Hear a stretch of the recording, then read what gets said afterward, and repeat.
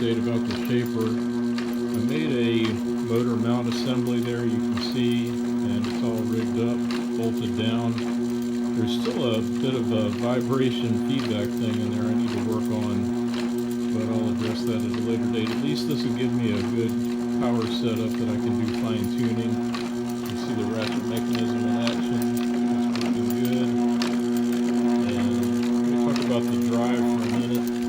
The interesting thing is, having run a real South Bend 7-inch shaper, in reality, you really wouldn't want to run it a whole lot faster than this.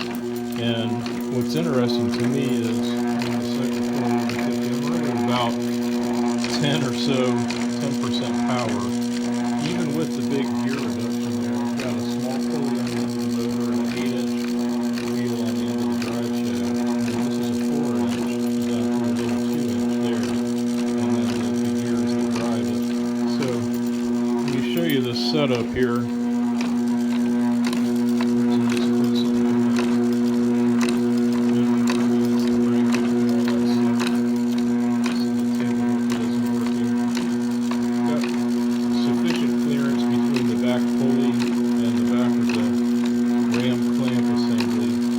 This is the Gingery design motor mount. Basically, I've made a couple of changes to it, but not much. And it's a pretty neat idea.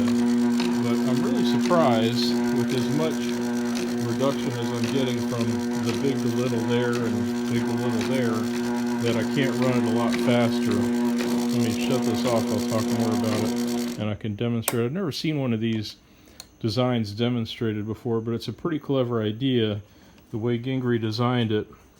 The weight of the motor pulls and puts tension on this belt here. This belt is basically fixed, and as you can see, I'm using a link belt. First time I've ever used one of those, and I really like it. I actually bought this link belt because I thought I was going to need it for here, because this is a captive pulley and it'd be a lot easier to change belts if you didn't have to remove it, I thought. But the way I've built this, it was actually quite easy to remove the bolts inside here and swap out the proper size belt. This is just an old automotive belt that I happen to have, which has turned out to be a very good size for this application. So that's it just for testing purposes now. I may well change things up a little bit as I go forward, but the cool thing is this Gingery design, it's kind of like you pull forward on this bail, it tilts the whole mechanism forward, and as you can see, it loosens up that belt. So it makes it very easy to change out a belt, or if I had a cone pulley there, to change the size of the setting on the cone. And you push back and it puts the tension back on there. So the weight of the motor, this is not a light motor, it's a lot of weight. It should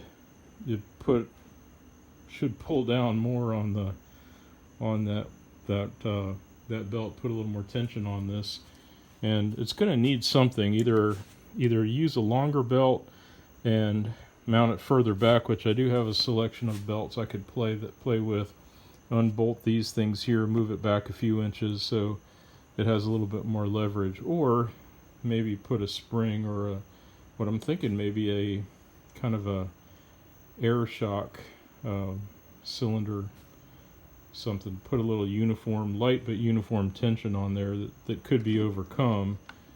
So I'll play around with that a little bit, but it's a pretty cool design, and it was pretty easy to follow in the book. Gingery gives good description about how to assemble it.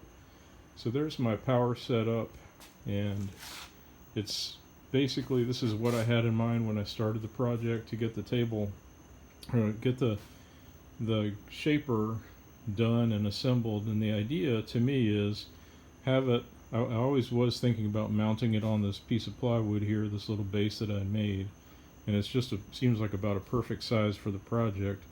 And for moving it around, if it's cumbersome to move with all that stuff on there, I can unbolt with just 4 bolts. I could unbolt the base there of the actual shaper, remove that belt, and I could pick that shaper up. It only weighs about probably 50 pounds or so. I could pick it up, carry it where I want, bring the rest of the pieces. So it'd be easy to move, or if you had 2 people pick the whole thing up, no problem, and carry it wherever you want. So I'm pretty excited about that. The next thing, I should have pulled this out beforehand. Pardon me for walking around, but you know, I've had people say they'd like to see longer videos, so let me show you. The next thing I have in mind, the only real thing that needs to be added to the shaper is a table, and I'm still debating. Go ahead and put your opinion if you like. Still debating whether I should use this angle plate. It's a cast iron angle plate, machined at 90 degrees. I could mount it up here just like this. It's almost the perfect size. It's actually a little bit smaller than what Gingery calls for. The book calls to make a cast one out of aluminum, you know, pour and cast it.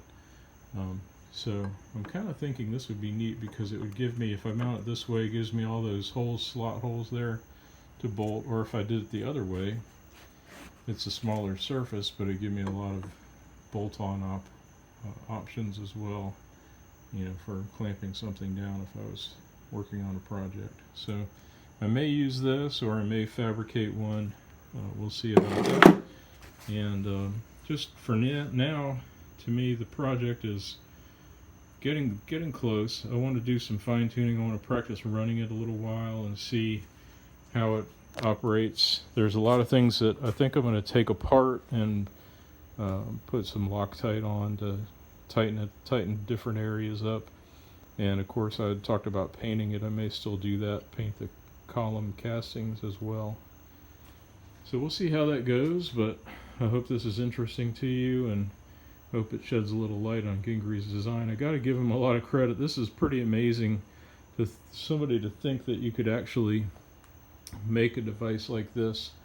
And you know, especially the people that, my hats are off to the people that cast the pieces and then machined them and used mostly hand tools to finish it. That's pretty amazing.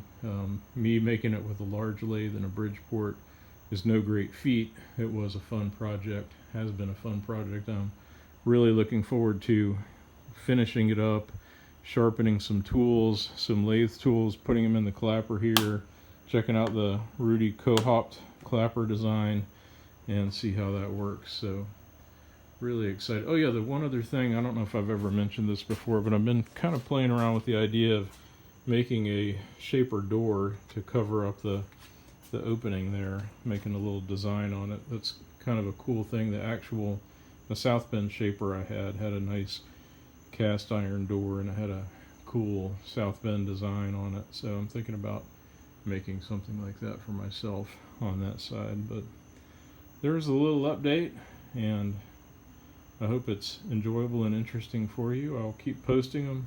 Probably not so much more until I've got it fine-tuned like I want. But if you have any questions, you know, please write them below.